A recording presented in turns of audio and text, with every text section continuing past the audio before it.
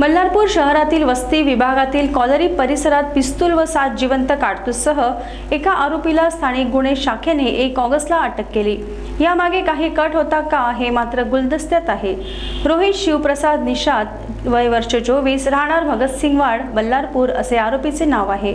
जिल्ह्यात अवैध धंदे करणाऱ्या व अवैध शस्त्र बाळगणाऱ्यावर कारवाई करण्याचे आदेश जिल्हा पोलीस अधीक्षक मुम्मक्का सुदर्शन, अतिरिक्त पोलीस अधीक्षक रीना जनबंधू यांनी दिले।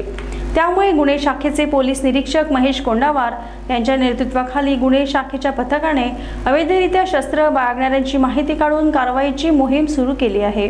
या कारवाई दरम्यान बल्लारपूर येथील भगतसिंग वार्डातील कॉलरी मैदानावर एक व्यक्ती कमरेला देशी बनावटीचे पिस्तूल अडकवून फिरत असल्याची माहिती गुन्हे शाखेच्या पथकाला मिळाली।